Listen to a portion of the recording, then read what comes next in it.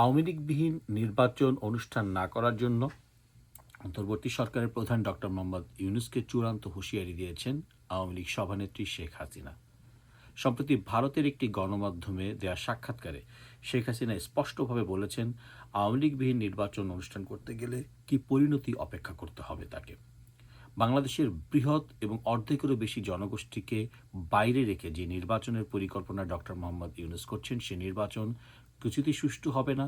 সেই নির্বাচন প্রতিহত করবে বাংলাদেশের জনগণ। আন্তর্জাতিকভাবে গ্রহণযোগ্য হবে না সেই নির্বাচন, এমন কথা ওই সাক্ষাৎকারে জানিয়েছেন শেখ হাসিনা।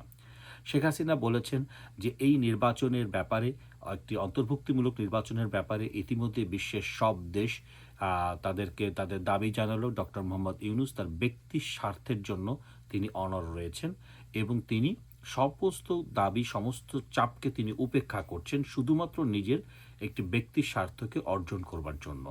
তো এটির আসলে ফলাফল কি দাঁড়াবে সেটি একটি দেখার বিষয়। ওই সাক্ষাৎকারে শেখ হাসিনা ভারত বাংলাদেশের যে দীর্ঘদিনের বন্ধু সম্পর্ক, ১৯৭১ তাদের ভূমিকা সবকিছুকে উনি স্মরণ করে বলছেন সেই সম্পর্ককে নষ্ট করতে ডক্টর মোহাম্মদ ইউনূস পাকিস্তানের সাথে হাত মিলিয়েছে।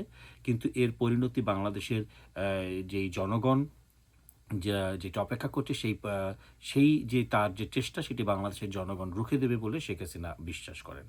শেখ হাসিনা ওই সাক্ষাৎকারে কিন্তু আরও কিছু অংশ বলছেন। শেখ হাসিনা যিনি বলছেন যে সামনে আওয়ামী লীগকে আসলে পুনর্গঠিত করা হবে, যেখানে মূলত নবীন নেতৃত্বকে প্রাধান্য দেওয়া হবে এবং সেক্ষেত্রে তিনি বলেছেন অঞ্চলভিত্তিক বা একতরফা বা আধিপত্যবাদী যে নেতৃত্ব সেগুলোকে পরিবর্তন করে এলাকার মানুষের যেই পালস সেটিকে আসলে আওয়ামী লীগ বুঝবে এবং সেই অনুযায়ী নেতৃত্ব অনুসরিত হবে। এরই মধ্যে গত ১ বছরে মূলত শেখ হাসিনা এই কাজটি করে ফেলেছেন অলরেডি। তিনি বাংলাদেশের নির্বাচন ভিত্তিক যে জায়গা, অর্থাৎ আসন ভিত্তিক যেই এলাকা, সেখানকার আওয়ামী লীগের তৃণমূলের নেতাকর্মীদের সাথে কথা বলেছেন। ফলে তিনি কিন্তু একটি ধারণা বা রূপরেখা বা নেতৃত্বে কি দাঁড়াবে সেটিকে কিন্তু উনি স্থির করে ফেলেছেন। সেক্ষেত্রে অবশ্যই বলা হচ্ছে যে স্থানীয় তরুণ নেতৃত্বকে প্রাধান্য দেওয়ার এবং ক্লিন ইমেজের যারা রয়েছেন, যারা এই যে গত ১৬-১৭ মাসে যারা আওয়ামী লীগের অনেক রকম ইউনূসের চাপ সত্ত্বেও যারা বিভিন্ন কর্মসূচি পালন করেছেন এবং সেক্ষেত্রে কোনো প্রকার লোভ লালসার শিকার হননি, সেই ধরনের নেতৃত্বকে শেখ হাসিনা আগামীতে আওয়ামী লীগে যথাযথ মূল্যায়ন দেবার কথা বলেছেন। আওয়ামী লীগের চাটুকারিতা বা সুবিধাবাদী কিংবা কোনো আত্মীয়তা কিংবা কোনো স্থানীয় কোনো বিষয়, এগুলোকে আওয়ামী লীগ আর প্রাধান্য দেবে না। বলা যেতে পারে যে নতুন আওয়ামী লীগের যে নেতৃত্ব, সেই নেতৃত্বেই কিন্তু আগামী দিনের আওয়ামী লীগ পরিচালিত হবে।